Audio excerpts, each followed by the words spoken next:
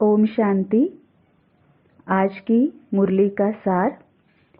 आज की मुरली की डेट है 19/11/2022, 19 नवंबर 2022। मीठे बच्चे, पतित पावन बाप आए हैं पावन बनाकर पावन दुनिया का वर्षा देने।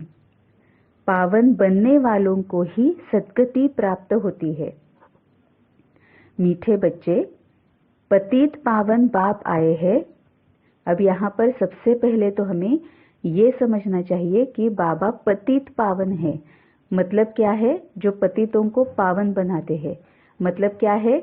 जो विकारों पर विजय प्राप्त कैसे करना है ये सिखाते हैं।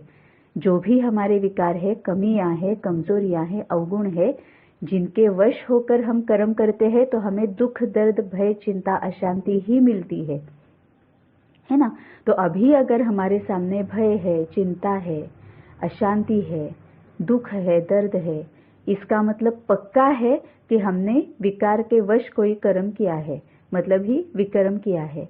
और वो विकार किसका है? वो विकार हमारा है। उसको बाबा पतित बोलता है। तो ऐसे जो पतित है उनको पावन बनाने के लिए, मतलब ही ये जो हमारे सामने दुख दर्द आता है उसका रूट कॉज क्या है? हमारे विकार, हमारी कमियां, हमारी कमजोरियां। उनको कैसे निकालना है और उनकी जगह किसको धारण करके यूज करना है, अमल करना है, ये हमें बाबा बताकर हमें सुख शांति हमारे सामने आने के लिए क्या करना चाहिए ये बाबा बताकर हमें पावन बनाता है। तो इसीलिए बाबा को पतित पावन कहा जाता है। मतलब हमें फायदा हमारा ही है इसमें, है ना। हम ही हमारे विकारों पर विजय प्राप्त करते हैं, शक्तियों को, ज्ञान को, गुणों को यूज करके संस्कारी बनते हैं, अच्छे संस्कार, दैवी संस्कार धारण करते हैं, जिसकी वजह से हमारे कर्म सकर्म होते हैं, श्रेष्ठ कर्म बनते हैं, जिसकी वजह से हमारे सामने सुख और शांति ही आती है। तो मीठे बच्चे, पतित पावन बाप आए हैं पावन बनाकर, मतलब ज्ञानधारी, ज्ञान युक्त, गुणधारी, है ना, ये सब हमें वो बनाता है। पतित पावन बाप आए हैं पावन बनाकर पावन दुनिया का वर्षा देने। अब पावन दुनिया मतलब क्या है? पतित पावन आए हैं पावन बनाकर पावन दुनिया का वर्षा देने। पावन दुनिया मतलब कहीं पर ऐसी दुनिया है वहां पर हम जाने वाले नहीं है। हम जैसे जैसे पावन बनते जाते हैं वैसे वैसे हमारे लिए दुनिया पावन ही बनती जाती है ना। मतलब कहीं बाहर सतयुग है और वहां पर हम लैंड करेंगे, ऐसा नहीं है। बाबा जैसे बोलता है कि जैसे जैसे आत्मा की स्टेजेस बदलती जाती है वैसे वैसे सृष्टि की स्टेजेस बदलती जाती है ना। मेरा नजरिया दुनिया की तरफ देखने का जब चेंज हो जाता है तो मेरे लिए दुनिया पूरी तरह से बदल जाती है ना। फॉर एग्जाम्पल, हम एक एग्जाम्पल बाबा भी ये भी याद दिला रहा है कि जैसे पिछले जन्म में मैं कौन थी, क्या थी, मुझे पता नहीं है ना। ये सब कुछ मैं भूल गई हूँ।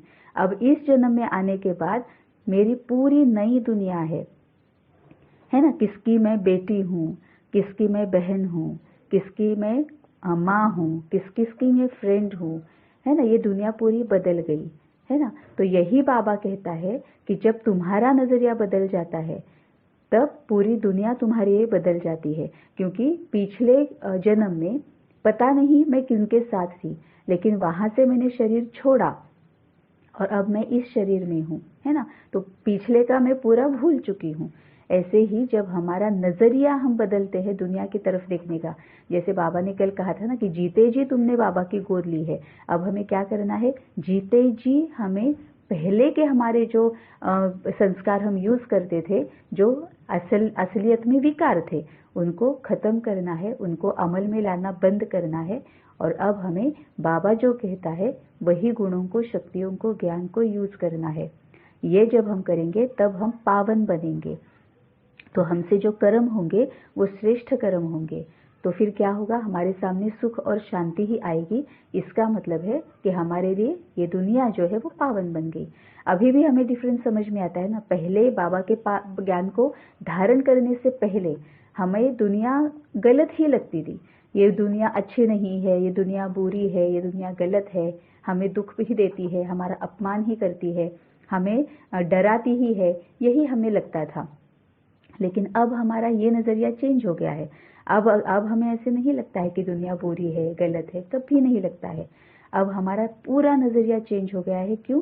क्योंकि हम संस्कारों को यूज़ कर रहे हैं, दैवी संस्कारों को यूज़ कर रहे हैं, है ना, कि हम उनके जो तरफ देखने की दृष्टि है वो हमने कैसी बदली है कि वो आत्मा है, उनके भी अपने अपने कुछ स्वभाव संस्कार है, उसके अनुसार वो व्यवहार में आते हैं, उसके अनुसार वो बर्ताव करते हैं।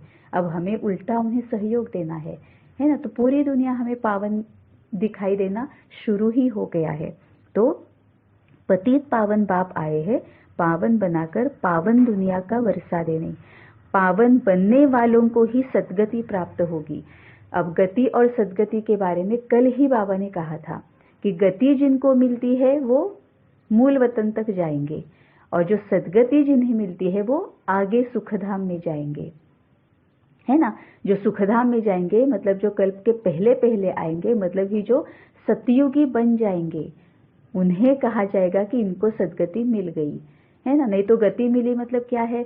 भोगना की वजह से हमने सारे हमारे कार्मिक अकाउंट्स खत्म कर दिए, हम पूरी तरह से पावन बन गए और बस वहां तक गति मिल गई हमें। लेकिन सद्गति किन्हें मिलेगी? जो उन संस्कारों को यूज कर रहे हैं और समय से पहले जो तैयार होकर बाबा के पास गए हैं और फिर अगले कल्प की शुरुआत में जो आएंगे, है ना। मतलब आत्मा पूरी तरह से यहाँ पर सतयुगी जो व्यवहार है वो दिखाएगी। बाबा कहता है ना कि तुम्हारी जो देवी देवताओं की जो गुण है वो संगम पर ही प्रत्यक्ष होने चाहिए। तो ये डिफरेंस है, जिन आत्माओं के देवी देवताओं वाले गुण संगम पर प्रत्यक्ष हो जाते हैं, देवी देवताओं वाला जो व्यवहार है वो संगम पर नेचुरल नेचर बन जाता है, उनको सद्गति मिल जाती है, मतलब ही वो सतयुग में पहुंच गए, है ना। उसको बाबा कहता है सद्गति मिल गई। तो पावन बनने वालों को ही सद्गति प्राप्त होगी, मतलब यहाँ पर ही हमें अपने संस्कारों को बदलना है, दैवी संस्कारों को धारण करना है, उनको अमल में लाना है, उनको हमारा नेचुरल नेचर बनाना है। कि मतलब हम सोच ही रहे हैं दैवी संस्कारों से, मतलब गलत कोई संकल्प हमें आ ही नहीं रहे हैं, है ना। इसका मतलब है कि उनको सद्गति मिल गई। तो सद्गति माना जो सतयुगी आत्मा बन जाती है संगम पर ही, फिर तो वो अगले कल्प में शुरुआत में आएगी ही ना। तो समय रहते जो संगम पर सतयुगी नेचुरल नेचर प्रत्यक्ष करना शुरू कर देती है, बाबा का कहना है उनको सद्गति मिल गई। प्रश्न है, भोगी जीवन योगी जीवन में परिवर्तन होने का मुख्य आधार क्या है? भोगी जीवन योगी जीवन में परिवर्तन होने का मुख्य आधार क्या है? उत्तर है निश्चय। जब तक निश्चय नहीं कि हमको पढ़ाने वाला स्वयं बेहद का बाप है, तब तक ना योग लगेगा ना पढ़ाई ही पढ़ सकेंगे, भोगी के भोगी ही रह जाएंगे। कई बच्चे क्लास में आते हैं लेकिन पढ़ाने वाले में निश्चय नहीं, समझते हैं हाँ कोई शक्ति है, लेकिन निराकार शिव बाबा पढ़ाते हैं, ये कैसे हो सकता? यह तो नई बात है। ऐसे पत्थर बुद्धि बच्चे परिवर्तन नहीं हो सकते। भोगी जीवन योगी जीवन में परिवर्तन होने का मुख्य आधार क्या है? अब जब बाबा ने जैसे ऊपर सद्गति के बारे में कहा है, तो जब तक हमारा भोगी जीवन है तब तक तो सद्गति प्राप्त नहीं होगी, है ना। क्योंकि हम सिर्फ बस जैसे को तैसा, टिट फॉर टैट, इस ये जो एक ये है ना, उसके ऊपर ही हम इस प्रिंसिपल को यूज करके ही हम जा रहे हैं। हम कोई कुछ भी सोच नहीं रहे हैं कि जिम्मेवारी किसकी है, कहीं मैं तो जिम्मेवार नहीं हूँ, मेरे सामने दुख क्यों आया है, इसके पीछे क्या कारण हो सकता है ना, मुझको औरों को सुख कैसे देना है, कोई भी हम सोच नहीं रहे हैं। जैसा कुछ सामने जो क्षण समय जैसे सामने आ रहा है, वैसे बस सभी दुनिया की तरह हम भी चलते चले जा रहे हैं। यह भोगी जीवन है ना।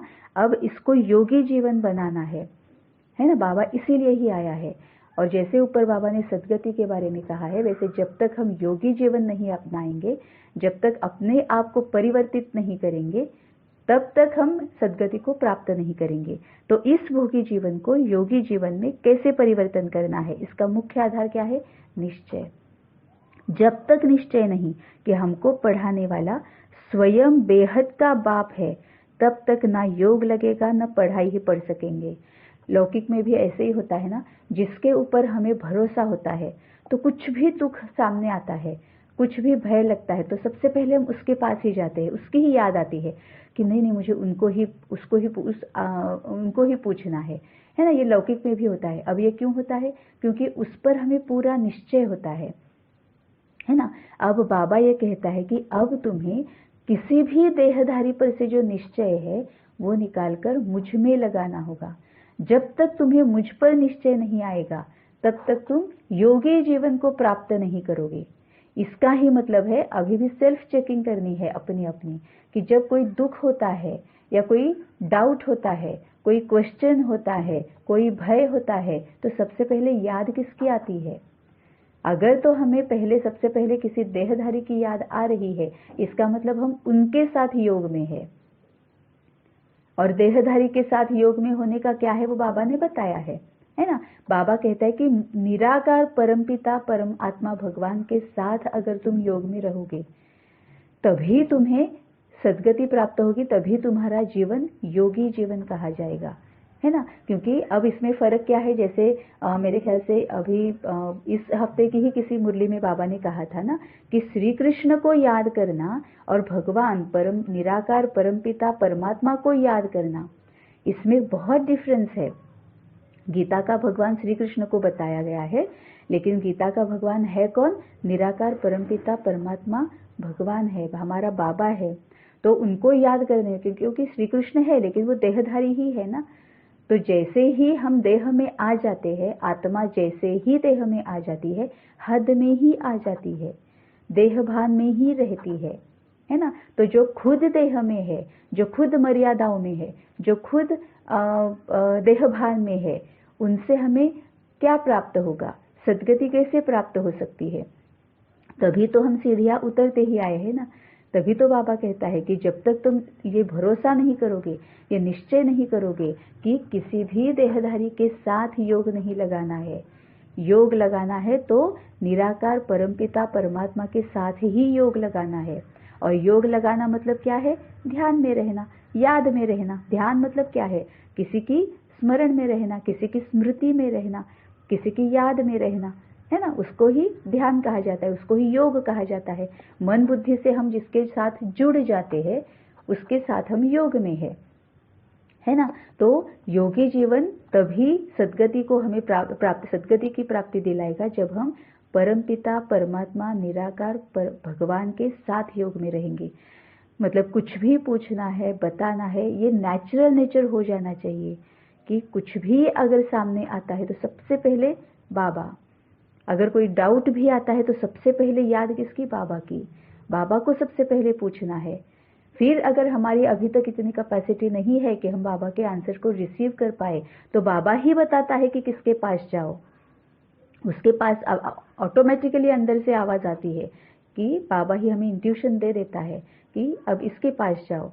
और फिर जब बाबा ये कहता है ना कि किसके पास जाओ, ये बाबा जब कहता है ना, तो बाबा ने जिसका नाम बताया है वो आत्मा भी वहां पर तैयार रहती है, क्योंकि वो बाबा ने बताया हुआ है। तो वो आत्मा ऑटोमेटिकली वहां पर तैयार रहती है हमारे शंका का, जो भी हमारा डाउट है उसका पूरा क्लैरिफिकेशन देने के लिए, एक्सप्लेन करने के लिए, है ना। ये बाबा का वंडर है।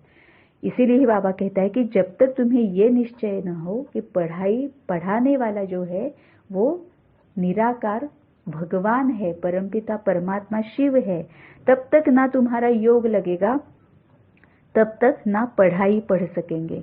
अब इसमें बहुत बहुत गहन अर्थ है। हमें पढ़ाई पढ़नी है और वो तब तक नहीं होगी जब तक हम बाबा के साथ योग में नहीं रहेंगे। इसका ही मतलब सामने सुख भी आ जाए ना, बहुत सुख भी आ जाए, इतना सा भी हमें खुशी मिले, सबसे पहले बाबा ये देखो ऐसे हो गया, है ना। या फिर अगर कोई दुख है, बाबा ये ऐसे क्यों हो रहा है, मुझसे क्या गलती हो रही है, बाबा मेरी ये समझ में नहीं आ रहा है, मुझे तुम बताओ। ऑटोमेटिकली बाबा के साथ कॉन्वर्सेशन शुरू ही हो जाता है। तो सबसे पहले बाबा को पूछना है तो जब तक निश्चय नहीं कि हमको पढ़ाने वाला स्वयं बेहद का बाप है, तब तक ना योग लगेगा, ना पढ़ाई ही पढ़ सकेंगे, भोगी के भोगी ही रह जाएंगे। कई बच्चे क्लास में आते हैं लेकिन पढ़ाने वाले में निश्चय नहीं। समझते हैं हाँ कोई शक्ति है, लेकिन निराकार शिव बाबा पढ़ाते हैं, यह कैसे हो सकता है? अभी भी कई बच्चों को ऐसे लगता है ना, बाबा को जिन्होंने पहचाना है उनमें से कईयों को ऐसे लगता है कि बाबा को कैसे सुनना है, बाबा के साथ कैसे बात करनी है, बाबा कैसे हमारे साथ बात करेगा, है ना। यहाँ एक तरफ तो कहते हैं कि उनको शरीर नहीं है, तो उनको मुख भी नहीं है, उनको कान भी नहीं है, तो वो सुनेगा कैसे और हमारे साथ बात कैसे करेगा वो। अभी भी कई बच्चों को ऐसे लगता है। तभी वो क्या निश्चय करते हैं, उनका निश्चय कहाँ पर जाता है फिर, कि नहीं बाबा और किसी को बताएगा और किसी को निमित्त बनाएगा और हम तक पहुंचाएगा। तो अगर बाबा किसी और के थ्रू तुम्हें बता सकता है तो वो भी तो देहधारी ही है ना, तो डायरेक्टली तुम्हें क्यों नहीं बता सकता? अगर वो किसी और को निमित्त बनाकर हम तक अगर कुछ बात पहुंचा सकता है तो वो डायरेक्टली हम तक भी पहुंचा सकता है। हमारी कैपेसिटी होनी चाहिए उसकी बात समझने की, और ये तब तक नहीं होगा जब तक हम उनके साथ योग में नहीं रहेंगे, जब तक ये हम उनको बता रहे हैं, उनके साथ बात कर रहे हैं, है ना, उनको पूछ रहे हैं, है ना, ये जब तक हम नहीं करना शुरू करेंगे तब तक उनकी बात हमारी समझ में नहीं आएगी। तो पहला कदम किसने उठाना है? हमने उठाना है। बाबा ने उसका कदम पहले उठा चुका है। बाबा अपनी पहचान बाबा ने अब हमको दी है, अब हमारा टर्न है, अब हमें कदम उठाना है और उनके साथ बात करना शुरू करनी है। तब हम प्रैक्टिस जैसे होती जाएगी और बहुत जल्दी हो जाती है, फिर हम बाबा के साथ कॉन्वर्सेशन कर सकते हैं। तो समझते हैं हाँ कोई शक्ति है, लेकिन निराकार शिव बाबा पढ़ाते हैं, यह कैसे हो सकता? यह तो नई बात है। ऐसे पत्थर बुद्धि बच्चे परिवर्तन नहीं हो सकते, क्योंकि जब तक बाबा के साथ हम योग में नहीं रहेंगे तब तक योगी जीवन नहीं होगा। जब तक योगी जीवन नहीं होगा, क्योंकि शक्तियां तो अल्टीमेटली बाबा से ही भरनी है ना, तो बाबा को पूछेंगे, बाबा के साथ बात करते रहेंगे, तो इमीडिएटली तभी के तभी हम शक्तियां भरना शुरू कर देते हैं।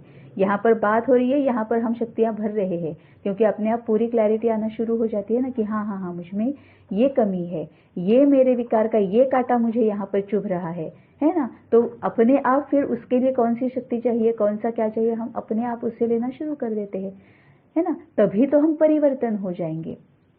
नहीं तो क्या होता है कि किसी देहधारी की याद आती है ना, योग देहधारी से है तो देहधारी की याद आती है, तो उनको पूछते हैं, तो उस ज्ञान की क्लैरिटी तो मिल जाती है, लेकिन शक्तियां नहीं हम भर सकते। तभी के तभी शक्ति नहीं भरी जा सकती, क्योंकि शक्ति तो बाबा से लेनी है ना। तो ज्ञान की क्लैरिटी हो गई तभी तो होता है कि दिमाग तक ज्ञान रहता है, लेकिन उसको अमल करना आसान नहीं रहता, फिर उसको धारण करना मुश्किल हो जाता है ना। इसीलिए बाबा कहता है कि जो कुछ भी है वो मेरे साथ बात करो। अब सभी देहधारियों से संबंध तोड़ो और मेरे साथ बात करना शुरू कर दो, तो फिर तुम्हें बाप और वर्षा, यही तो है इसमें, बाप और वर्षा। दिखने में दो ही वर्ष है, लेकिन बाबा को याद करो तो ज्ञान और शक्ति, ये बाबा वर्षा देता है ना। वर्षा क्या देता है? ज्ञान देता है और शक्ति देता है। बाप को याद करो तो ज्ञान और शक्ति दोनों मिल जाएगा, तभी योगी जीवन होगा, तभी परिवर्तन होगे, तभी सद्गति को प्राप्त करेंगे। धारणा के लिए मुख्य सार है, पहली पॉइंट, किसी भी देहधारी के नाम रूप में अटकना नहीं है, अपनी देह में भी नहीं फंसना है, इसमें बहुत खबरदारी रखनी है। ये बाबा ने अभी ऊपर जो कहा है वही बाबा ने यहाँ पर और ज्यादा स्पष्टीकरण दिया हुआ है कि किसी भी देहधारी के नाम रूप में अटकना नहीं है। मतलब हम बाबा के बच्चे हैं, बाबा के पास आने के बाद भी हम नाम रूप में अटक जाते हैं, है ना। फिर वो चाहे कोई भी हो, वरिष्ठ भाई बहन हो सकते हैं, वो है महान आत्माएं, वो है ज्ञानी आत्माएं, है ना, सब कुछ है, लेकिन फिर भी बाबा कहता है कि तुम्हें देहधारी के नाम रूप में अटकना नहीं है, तुम्हें मेरे साथ ही योग में रहना है। तभी ये करना शुरुआत कैसे करेंगे? कुछ भी डाउट है, कुछ भी प्रश्न है, सबसे पहले बाबा की याद, सबसे पहले खुद ही प्रैक्टिस करना शुरू करना है कि नहीं बाबा तुम मुझे बताओ, तुम नहीं बताओगे तो मुझे नहीं किसी के पास जाना, तुम मुझे बताओ, मैं सुनूंगी तुम्हें, मैं प्रैक्टिस करूंगी। हो सकता है कि मुझे थोड़ा सा समय लग जाए, लेकिन बाबा मुझे तुम ही बताओ, है ना, ये बाबा के साथ करना है। तभी बाबा कह रहा है कि किसी भी देहधारी के नाम रूप में अटकना नहीं है। अभी तक 10 साल, 15 साल, 20 साल ज्ञान में आने के बाद भी कई सारे हमारे भाई बहन ऐसे हैं जो अभी तक ब्रह्मा बाबा में अटके हुए हैं, अभी तक ब्रह्मा बाबा के साथ बात करते हैं, अभी तक मतलब वो शिव बाबा के साथ बात करनी है, ये शिव बाबा खुद मुरली में कह रहा है, हमें शिव बाबा की ही सुननी है। तो अभी तक भी अगर हम ब्रह्मा बाबा के साथ बात कर रहे हैं, अभी तक भी हम ब्रह्मा बाबा तक ही अटके हैं, इसका मतलब अभी और एक हमें स्टेप ऊंचे जाना बाकी है, और एक स्टेप ऊपर जाना अभी बाकी है। मतलब कुछ तो कमी है अभी तक हम में, है ना। क्यों? क्योंकि हमें शिव बाबा के साथ बात करनी है, हमें किसी भी देहधारी के साथ बात नहीं करनी है। हाँ, ये जरूर है कि अभी ब्रह्मा बाबा देहधारी नहीं है, लेकिन फिर भी वो निराकार, और वो ऐसे नहीं है ना, है तो वो श्री कृष्ण ही बनने वाले हैं, मतलब वो हम जैसे ही बाबा के बच्चे ही है ना। तो देहधारी मतलब ऐसे नहीं कि जो अभी सामने दिख रहा है देह, उन्हें ही सिर्फ देहधारी कहेंगे, ऐसे नहीं है।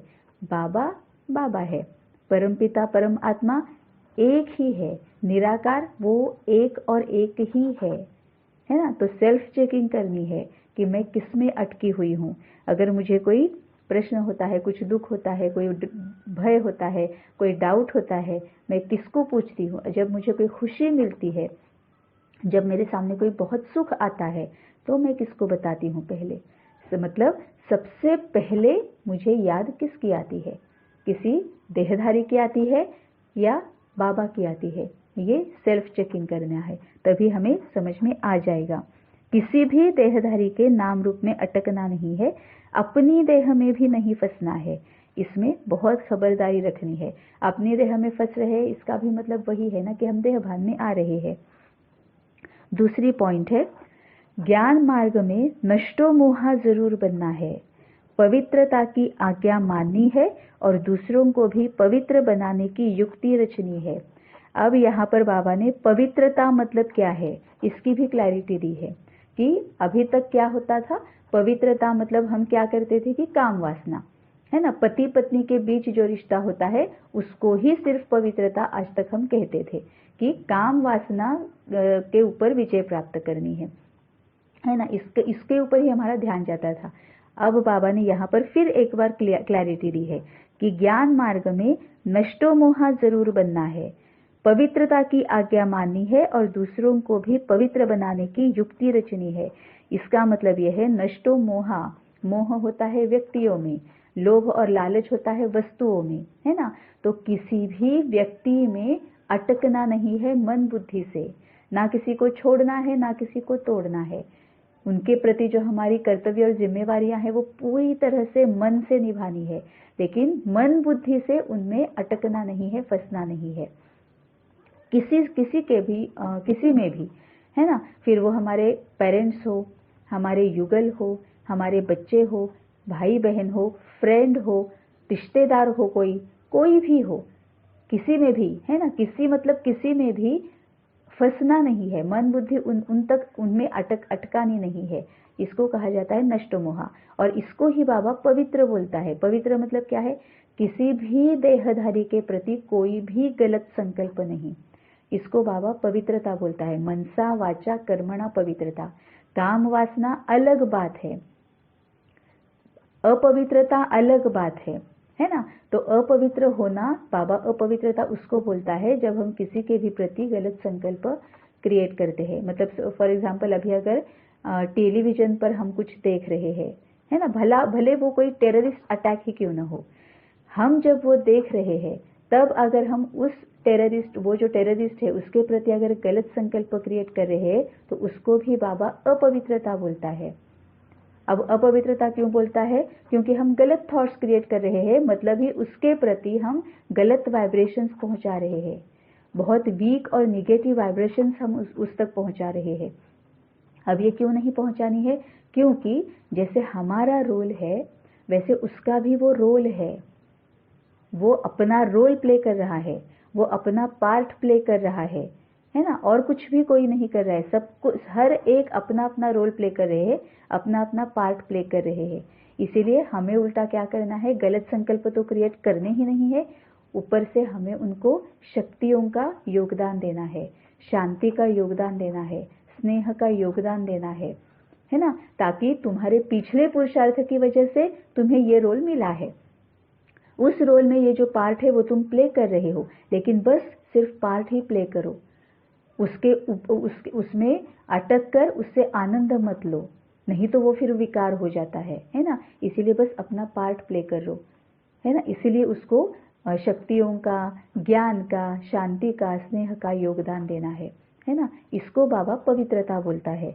तो पवित्रता की आज्ञा माननी है और दूसरों को भी पवित्र बनाने की युक्ति रचनी है।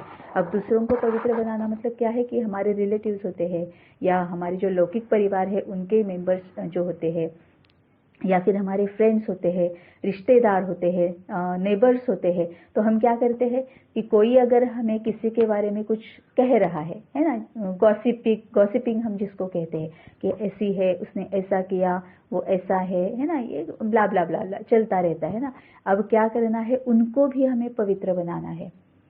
अब इसके लिए युक्तियां रचनी है।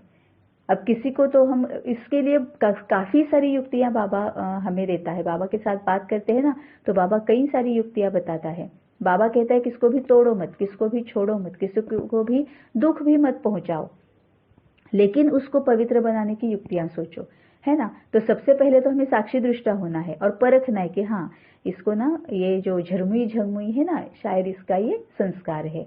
अब मुझे क्या करना है, उसको भी, मुझे भी उसके प्रभाव में नहीं आना है और उसको भी इस कमी से, इस कमजोरी से निकालने के लिए सहयोग देना है, शक्ति देना है। फिर हम मनसा वाचा कर्मणा, जैसा समय वैसी विधि, वहां पर जो जरूरी है वो विधि अपनाकर उसको भी पवित्र बनाना है ना। फिर हम ये कुछ भी कह सकते ना, हम उन्हें कह सकते कि अरे नहीं नहीं छोड़ो, ठीक है वो ऐसी है, लेकिन हमें उस पर ध्यान नहीं देना है, उल्टा हमें उनको समझाना है कि उनका स्वभाव संस्कार है वैसे, हमें उस तरफ ध्यान नहीं देना है। उनके जो गुण है ना, बहुत सारे गुण भी उनमें है, तो उसको देखो, ये भी उन्हें समझा सकते हैं। मनसा सेवा कर सकते हैं, सबसे पावरफुल सेवा मनसा सेवा कर सकते हैं, वाचा सेवा कर सकते हैं।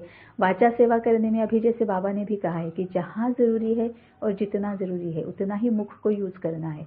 नहीं तो अभी नेचर ने भी मास्क लगा दिया है ना, क्योंकि हम उनको वाचा से कुछ बताने जाएंगे और उनकी फीलिंग्स हर्ट हो जाएगी, ये भी हो सकता है। इसीलिए मनसा सेवा और कर्मणा सेवा, खुद होकर कभी भी किसी के भी बारे में इस तरह से झरमुई झंगमुई ना करनी है, ना गॉसिपिंग करना है। सामने वाला अगर हमें कोई कुछ बता भी रहा है किसी के बारे में, तो भी हमें उसको रिस्पॉन्ड नहीं करना है, ना रिएक्ट होना है, ना रिस्पॉन्ड करना है। उल्टा का सुनते हुए भी नहीं सुनना है, मतलब जैसे ही वो कुछ बताने लगे बाबा के पास जाना है और बाबा से शक्तियां अपने में लेकर उनको देना शुरू करनी है।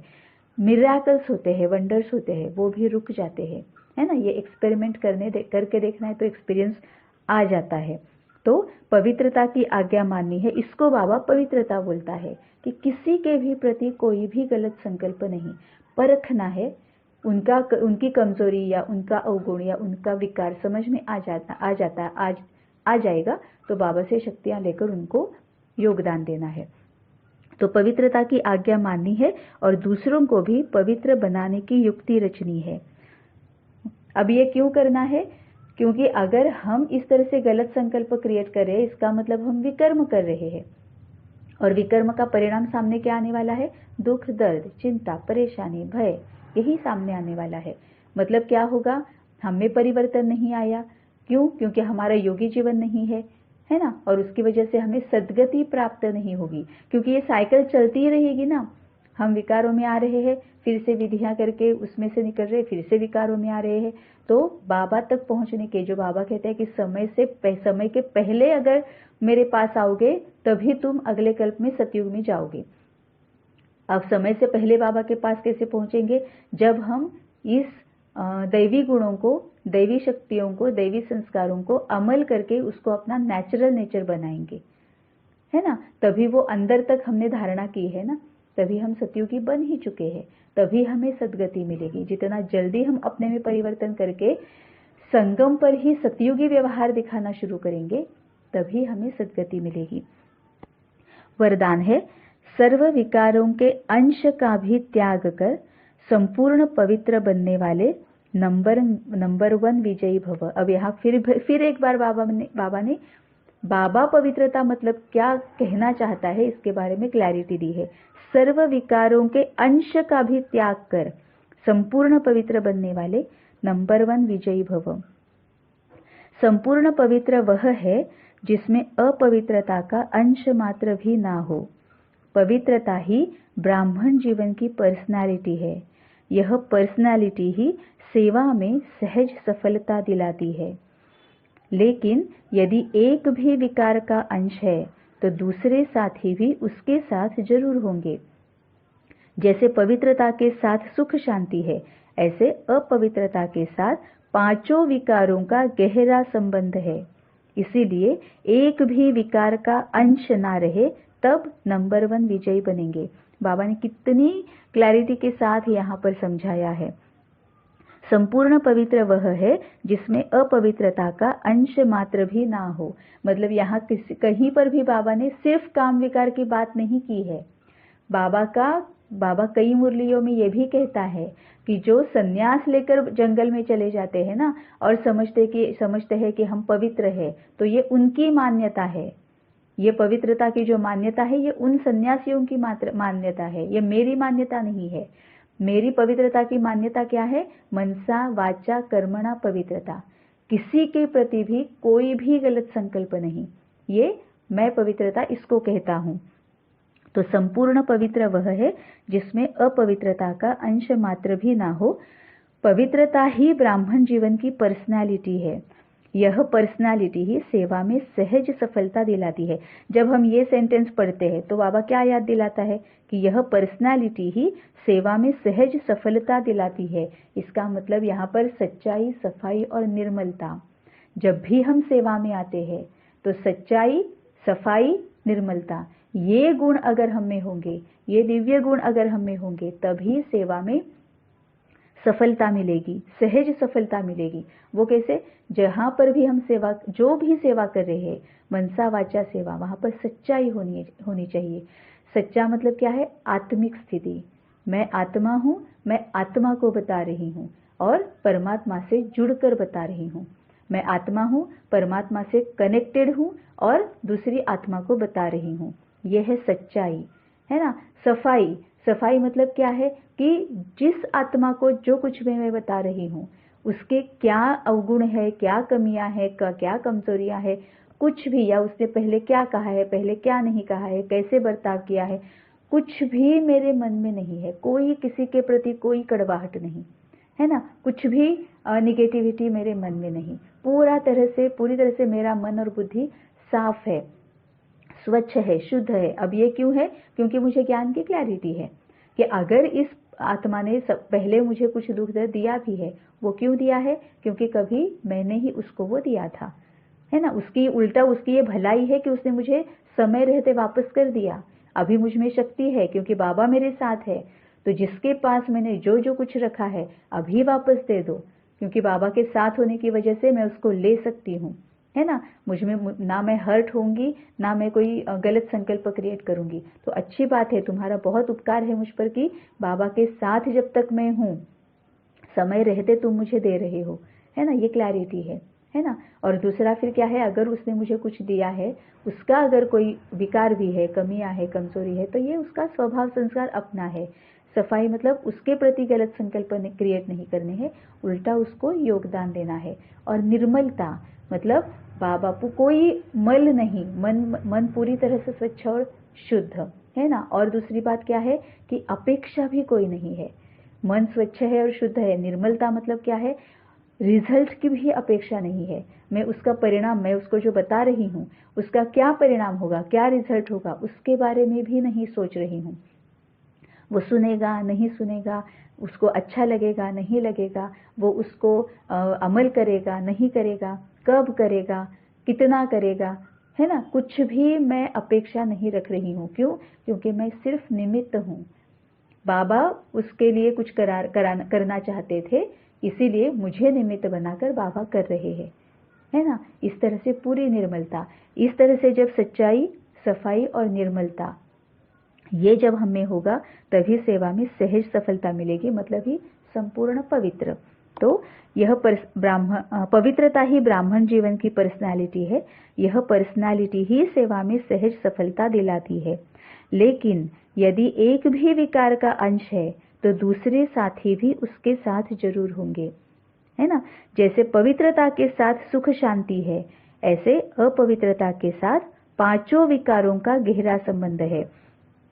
मतलब लेकिन ये एक भी विकार का अंश है तो दूसरे साथी भी उसके साथ जरूर होंगे। एक अगर अपेक्षा का भी हमारा विकार है ना, तो भी क्या होगा, उसके साथ बाकी के सभी साथी आ जाएंगे। मतलब क्या है, एक मैं विकार को अपेक्षा को यूज कर रही हूँ, है ना। अपेक्षा ये मेरा विकार है। अपेक्षा में आकर मैं कोई कर्म कर रही हूँ। जहां पर अपेक्षा है वहां अपेक्षा भंग भी हो सकता है। जब मेरी अपेक्षा पूरी नहीं होती है तो क्या क्या हो सकता है, एक तो मुझे क्रोध आ सकता है ना, या फिर मेरे अहंकार को ठेस पहुंच सकती है। मतलब क्रोध आ गया, अहंकार आ गया, या तो मुझे ईर्ष्या हो जाएगी कि अरे उसका तो पूरा हो गया, मेरा पूरा नहीं होगा, वो पूरा नहीं हुआ, है ना। ईर्ष्या है या द्वेष है या मत्सर है कि उसका हो रहा है, मेरा नहीं हो रहा है, मेरा क्यों नहीं हो रहा है, मुझे चाहिए ही चाहिए, है ना। इतने सारे आ गए। और अगर हम अपेक्षा रखकर अगर कोई कर्म करें और अगर सपोज उसमें सफलता नहीं मिल रही है तो हम क्या करते हैं, आलस में भी आ जाते हैं। चलो जाने दो, छोड़ दो, क्या करना है, कुछ हो ही नहीं रहा है ना। तो आलस से भी आ सकता है। इसका ही मतलब बाबा बोल रहे हैं कि एक भी विकार का अंश है तो उसके दूसरे साथी भी उसके साथ जरूर होंगे। मतलब बाकी के भी उसके, बाबा उसको बाल बच्चे भी बोलता है ना विकारों के, वो भी उनके साथ जरूर होंगे। जैसे पवित्रता के साथ सुख शांति है, ऐसे अपवित्रता के साथ पांचों विकारों का गहरा संबंध है। तो फिर विकार के साथ क्या आएगा, दुख और अशांति, भय और चिंता। इसीलिए एक भी विकार का अंश ना रहे तब नंबर 1 विजयी बनेंगे।